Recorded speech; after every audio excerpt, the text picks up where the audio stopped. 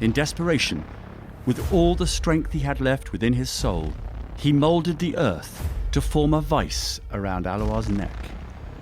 Aloar's hands now reached towards his own throat, but he could not break the stone around it.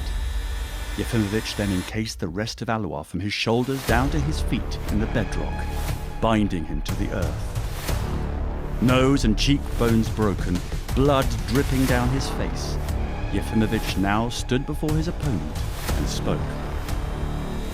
You are hereby taken into custody for war crimes against humanity. You will be stripped of your title as emperor and will stand trial for the crimes you have committed. He spit the blood out that was amassed inside his mouth. Do you understand?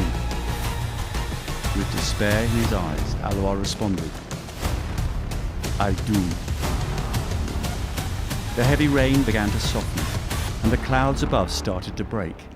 Dawn had struck the darkness of the night. A new day has come, said the knight, his shield still illuminated with an encryption that read, This light is our love. May it forever burn bright within our souls, and let it shine brightest when the world has gone dark. It is already better than the day before. Let us go home, Robert, Yefimovich replied to the knight. The next day came. Aloar laid within his cell. Its ceiling was of dirt and stone. The ground was of the same. There were no windows or doors, but boulders made of diamonds were on all four sides of him, each wall nearly 2 feet thick. Aloar felt a slight ripple of the earth. One of the diamond walls began to sink into the ground, and as it disappeared into the soil, 4 guards were seen on the other side of him. One of the guards spoke. The jury awaits, Emperor Aloar. The soldier's uniform was sharp and form-fitting. His trousers a dark brown, his coat red with gold lining, a strong ridged officer's hat and leather boots nearly reaching his knees. He bore a patch of a Ghamadian cross on his left shoulder. Aloar started to speak. I see you wear the symbol of the sun. You must be an Esh. The soldier replied, I am. Will you show me a bolt of lightning? Aloar asked. No, the Ishan scoffed. How about a small flame? Aloar persisted. This time there was no response. The soldier took hold of Aloar's collar and shoved him forward. Walk, the Ishan commanded. The boots of the soldiers echoed through the halls of the building as they stepped on the marble floors. Hollow tones rang in their ears. I can't help but notice that each of you bear a different patch upon your sleeve. One of fire, one of water, another of earth, and one of the air.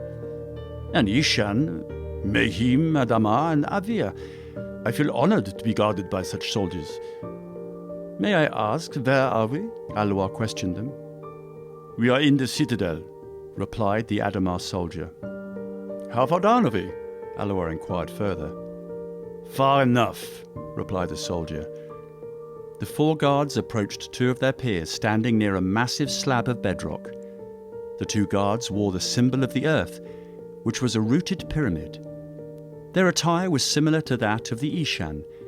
However, the Adamar's jackets were forest green and draped with a shoulder cape. Take us to the Zedekar, the Mehim soldier requested. A day of reckoning, replied one of the guards. Indeed. The 4 soldiers and Aloar now stood upon the sheet of stone. The Adamar guards widened their stance, both arms at 90 degrees, palms open. They made an upwards motion with their hands, and the massive stone on which the 5 men stood began to rise. The platform glided to its destination, and finally stopped outside the Zedekar.